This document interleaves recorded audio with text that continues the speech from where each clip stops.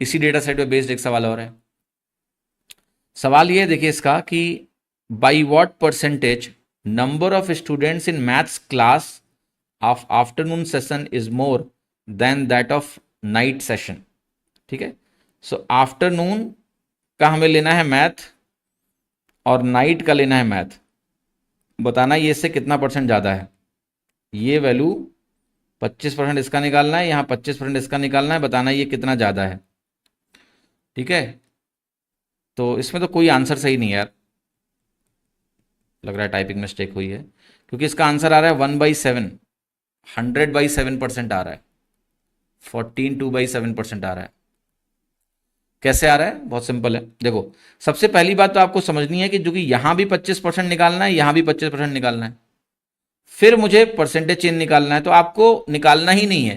देखो अगर मैं आपसे कहूं कि मुझे x% लेना है ए का और x% ही लेना है बी का, और मुझे यहां से मान लिया परसेंटेज चेंज चाहिए, तो रेशियो निकालते समय ये x से x कट जाएगा, तो जो ए से बी का परसेंटेज चेंज होगा वही आपको परसेंटेज चेंज सीधे दे देगा।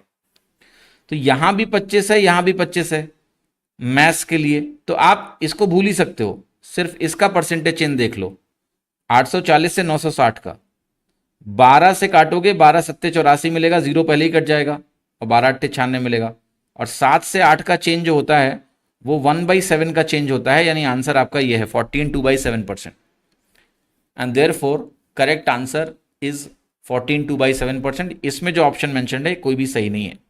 समझ में आया? लेकिन ये पॉइंट समझ लेना मेरा, जब दोनों का x% निकाल के परसेंटेज चेंज निकालना हो तो आप सीधे बेस का ही परसेंटेज चेंज निकाल लो। समझ में आया कि नहीं?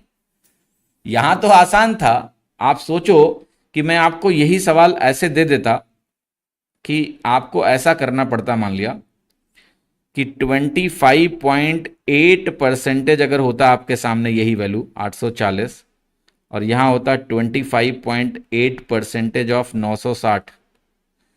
यहां तो चलो आपका 25% आसानी से निकल गया, लेकिन अगर यही 25.8 होता, फिर आप एक्चुअल कैलकुलेशन में जाते पागल हो जाते। अगर ये लॉजिक क्लियर है तो ऐसे ही काट देते इसको, ये तो कट ही जाना है, बस इसी का चेंज देखना है मुझे सीधे, है ना? आंसर आ जाता।